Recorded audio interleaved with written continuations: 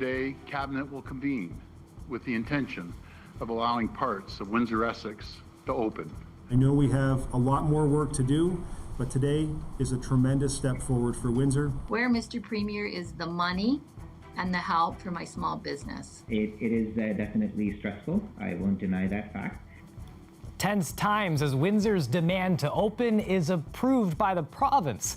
But Leamington and Kingsville aren't pleased, stuck in stage 1 as the Premier unveils a plan he says will prevent the spread of COVID-19 among migrant workers.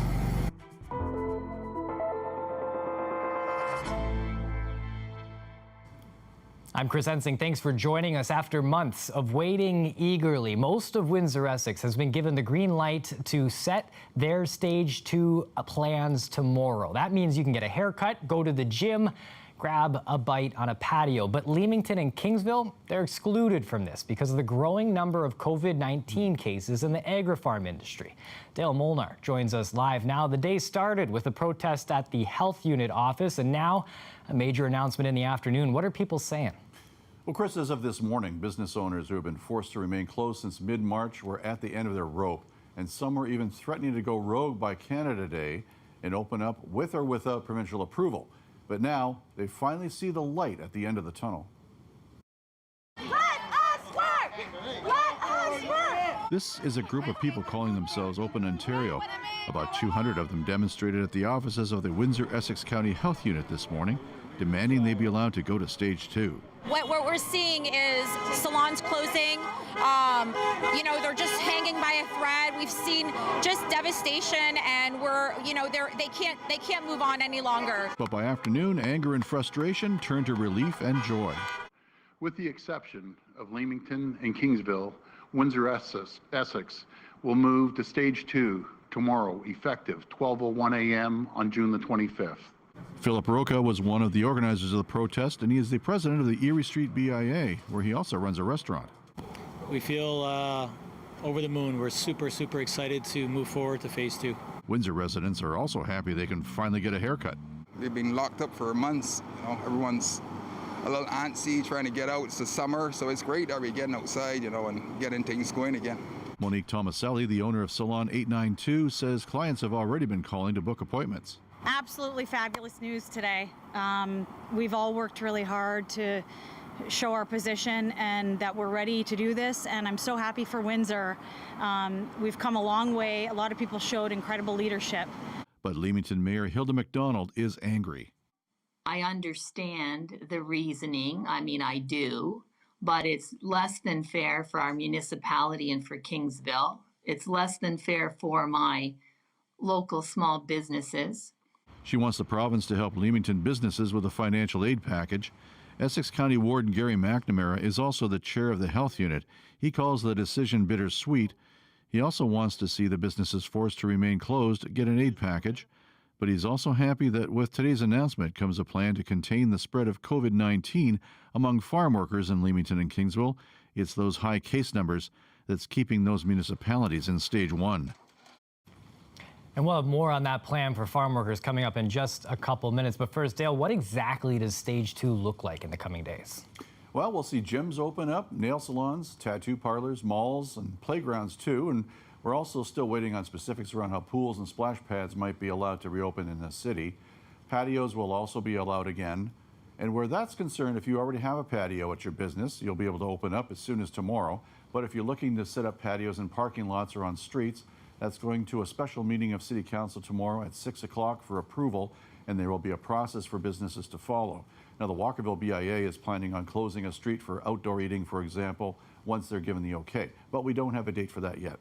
And while this gives us a bit of a return to normal, there will still be a lot of restrictions in place, like physical distancing, limits to the number of people allowed at one time in places, and of course, lots of sanitizing. Chris? And lots of pressure for that first haircut. Dale, you got one scheduled? You betcha, Chris. 10 o'clock Saturday, just in time for vacation. Not bad. Thanks for this, Dale.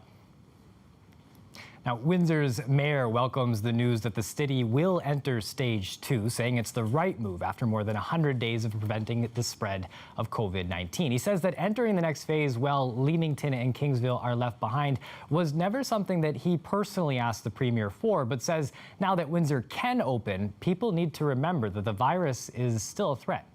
You know, the privilege of being able to move from stage 1 to stage 2 comes with some responsibility, and that is to make sure that we're undertaking and using appropriate precautions so that we don't move ourselves backwards. Let's recognize that we are all in this together, and for the last 100+ days, we have done everything that's been asked of us. The vast majority of people in this community have done it. They have social distance, they have self-isolated, they are wearing masks, many people. They are keeping the distance and staying home where they can. We have followed the rules. And so that has got us to where we are today. But I have listened to many hours of press conferences and briefings, and it is possible for an area to revert backwards. Now, as we mentioned earlier, Ontario has announced a new 3-point plan to get the COVID-19 crisis in the local agriculture sector under control. Well, some farmers say that they're happy about this news. Those who represent migrant workers say that they're enraged. The CBC's Jason Vio joins us live with more. How are people reacting to that announcement? Well, Chris, it's mixed. I've heard both of those things today, and the biggest piece of contention in that 3-point plan is the fact that agriculture workers who have been diagnosed with COVID-19 will be allowed to return to work, but only if they're asymptomatic and following public health guidelines. So on one hand, the farmers say that is good for their business and their workers, but those who represent migrant workers say there's some concern with this, and this decision can be dangerous. There are 3 pillars announced today the province believes will help eventually reduce the number of agriculture workers who get COVID-19 and keep farms and the food supply chain operational. It involves expanding COVID-19 testing on farms, which started Saturday. Migrant workers are entitled to WSIB benefits, though advocates say this is not new. But what is new? Agriculture workers who test positive for COVID but show no symptoms can continue to work now. This change in policy came as provincial medical officials are seeing a cluster of positive asymptomatic cases for the first time. And ask them to work separately from the rest because they're mostly on farms, they're out in large acreage. They can daytime have no problem. They would wear facial covering, of course, and then how the farmer would work to have them sleeping in separate together away from the rest of the workforce. Dr. Williams says they would continue to be monitored for symptoms and be retested within 48 hours. But migrant worker advocates say this move is dangerous for those workers and want to see it reversed immediately, especially after 3 migrant workers died of COVID-19 in recent weeks. It's horrifying what's happening when the Ontario government chooses to respond to death by putting more people in the line of fire. This has not been allowed for anyone else in the country. Why? Because it's not right. Up until now, 475 agriculture workers have tested positive across 27 farms in Leamington and Kingsville. Most of those are migrant workers. Whose interest does it serve? I think that's the question we need to ask. Does it serve the workers' interests? Nature Fresh Farms is a greenhouse that's seen 36 positive COVID-19 cases among staff. 25 showed no symptoms. The CEO calls Ontario's plan fantastic. We can keep working, we can stay in business, and most importantly, by far, the workers feel safe and comfortable doing what they're doing today. The Ontario Federation of Agriculture supports this plan as well, saying it will protect agriculture workers, and that's their #1 priority.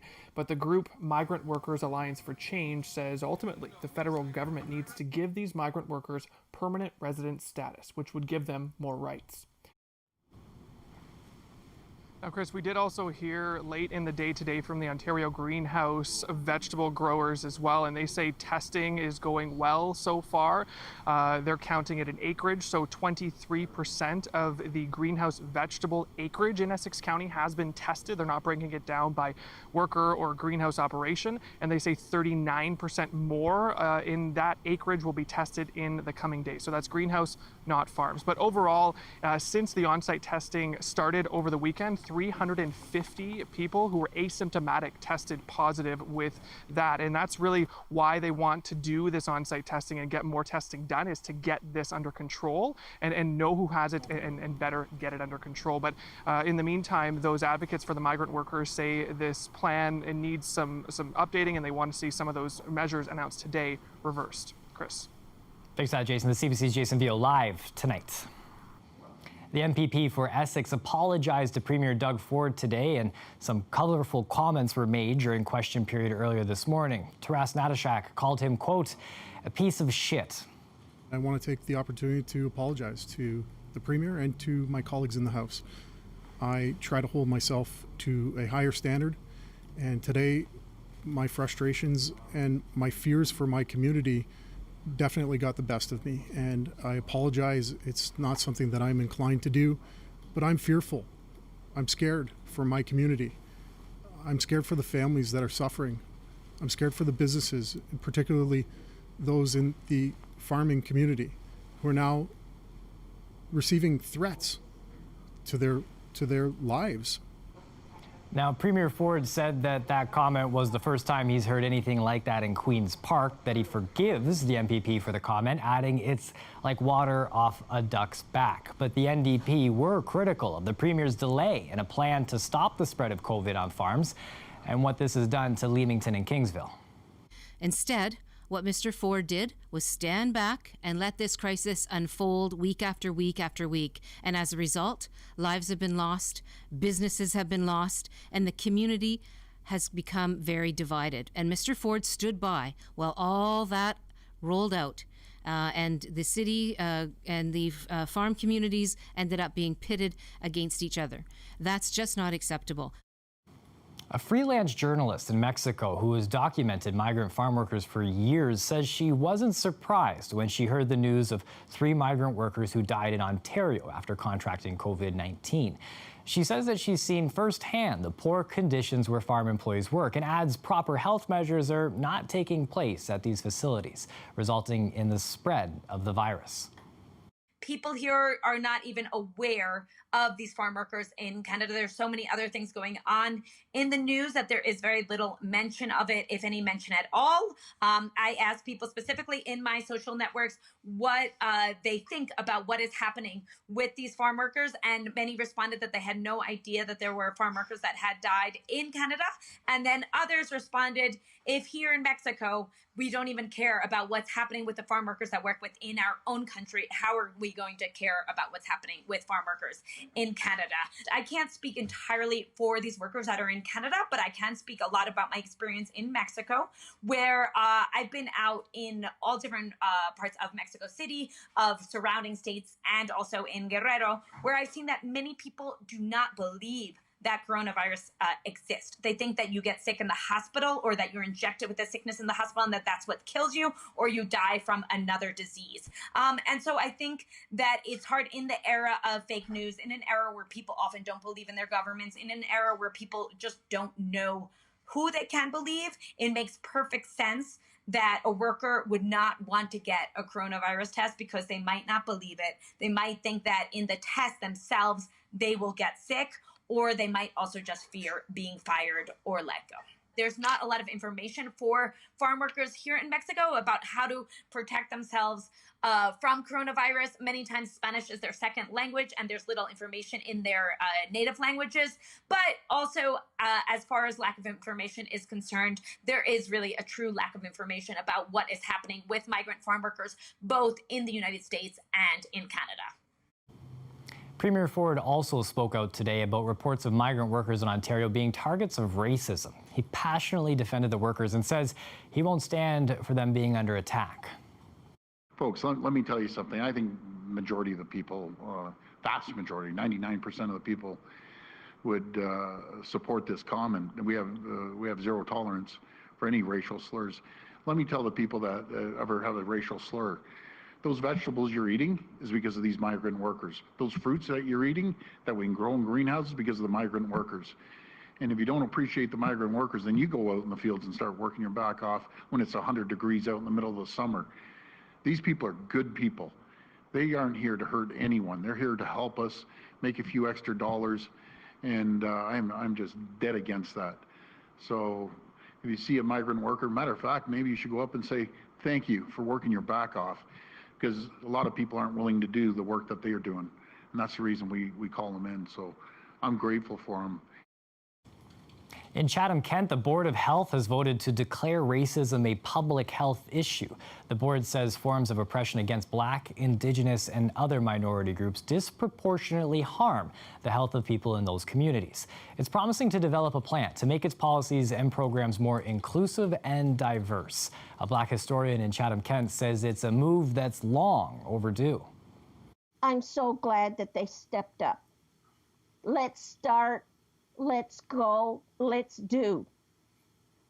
Just not let this pass us by. Maybe I might not get to the finish line with them because of my age. But let's make a start. Let my generation know that we haven't failed the next generation. Retail giant Walmart is facing outrage over certain clothing and other products that are being sold through its website and being featured along with Black Lives Matter apparel. Jacqueline Hansen has the details. Police Lives Matter bumper stickers, Blue Lives Matter booty shorts, and onesies for babies. T-shirts declaring homeless lives, Irish lives, red, animal, and all lives matter, all for sale by third-party sellers on Walmart.ca. You gotta be kidding me. This can't be happening. Maybe this is a mistake. Sharon Rochester was shopping online for T-shirts for her and her husband, but ended up on Facebook calling out Walmart. I was disgusted. This is not something a company should be profiting off of. But Walmart has been selling some of the items since at least 2016. That's when police in the U.S. complained a T-shirt was stoking racial division. The company removed that one, but not the others. Walmart, all major brands, they're in a tough spot right now because they know they have to respond to the tone and the tenor, right, of our times. Walmart says it stands against any form of racism or discrimination, and that it will continue to review items on its third-party marketplace to make sure they comply with the company's terms and conditions. The more recognized you are as a brand, the harder it is to change. Because then they'll have a whole segment of the population where they'll feel like, oh, they're just caving in to the pressure. Amazon is also under fire for selling a Blue Lives Murder T-shirt. A petition to remove it has more than 40,000 signatures. The notion of Black Lives Matter is life and death for the Black community. I feel sad, then angry, and then I go into action. The Dean of Design at a Canadian university teaches her advertising students to consider this. Yes, we have a wide range of customers, but who is the most vulnerable? Who is the one who is most likely to be hurt by these messages? It's a lesson she suggests all companies also consider. Jacqueline Hansen, CBC News, Toronto. You are looking at Windsor's newest legal cannabis store, just the second to open in this city. Shiny Bud welcomed customers for the first time today at its location on Tecumseh Road. And according to the Alcohol and Gaming Commission of Ontario, there are 31 applicants hoping to open legal cannabis stores of their own across Windsor-Essex. We'll be back in a moment with the forecast.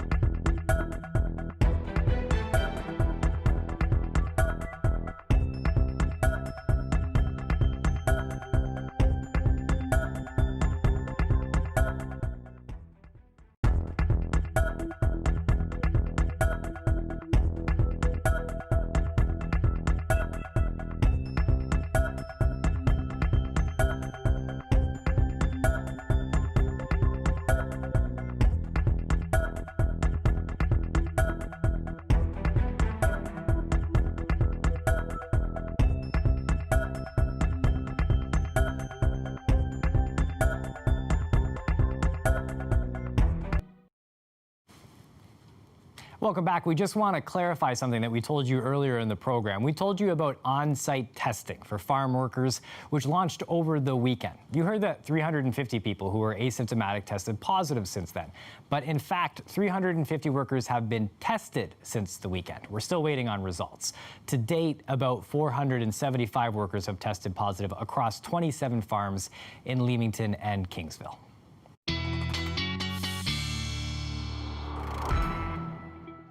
And joining us now for a live look at the weather is Colette Kennedy. Colette, big day today. I think this was the first day where people in Toronto could get haircuts. We can get haircuts tomorrow in Windsor and parts of Essex County.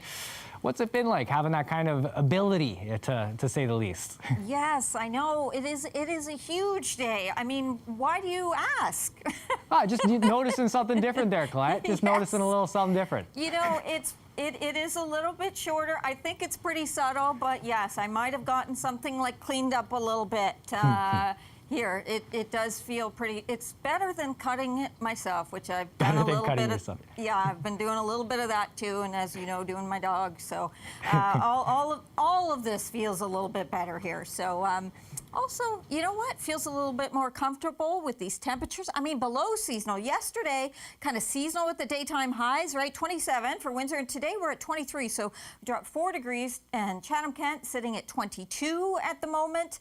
And the Humidex, well, there really isn't one. The dew points, you know, have been down. The wind's a little bit breezy too, coming in from the west, and we do have a few spotty showers, and that kind of carries on for another hour or so. And then we get the clearing trend through the overnight hours, and then we're going to sort of do this again in terms of the pattern. So for Thursday, the morning hours look nice. We'll have some nice conditions right through kind of the lunch hour, and then look at this. I've stopped this at right about 3 o'clock, and I'd say between about 3 and 6 along, not just through Windsor, but along kind of the north shores of Lake Erie. We have that risk of seeing a few showers in the thunderstorm kind of popping up on us. Now, overnight Friday, again, we're going to see some active weather kind of rolling through, lingering into early Saturday morning. So you'll see the icon with some showers in there, but if you look at much of Saturday through the mid part of the day, things are actually looking pretty good. So don't get too disturbed by that when you see that on the forecast model. When I get to the 5 days, I mean forecast.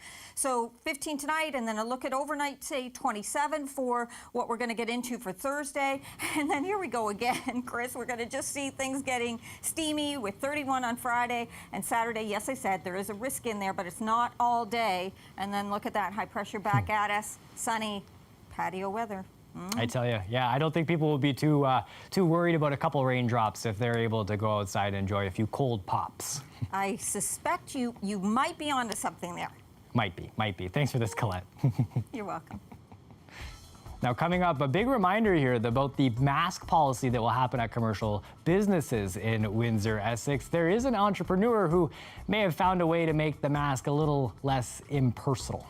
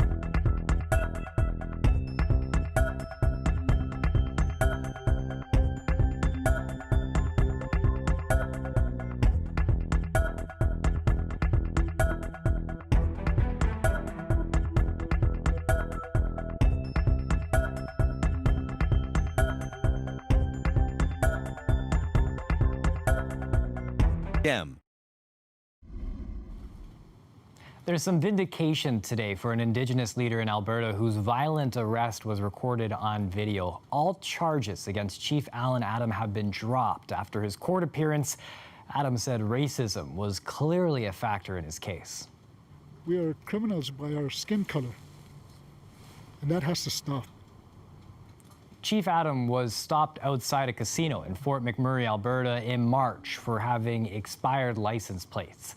Dashcam video released this month showed an RCMP officer suddenly tackling, then punching him. Adam was charged with resisting arrest and assaulting an officer. Today, he said policing in Canada needs to be reviewed, starting at the very top of the RCMP. He called on individual officers to speak out when they see other police doing wrong. And he's also asking for the creation of a national Indigenous police force to replace the Mounties on all First Nations territory. As face masks become increasingly common, even mandatory at places, during the COVID-19 pandemic, it might have been a little bit more impersonal when we see people walking by, but there's an entrepreneur in Belgium who thinks he has the solution for that.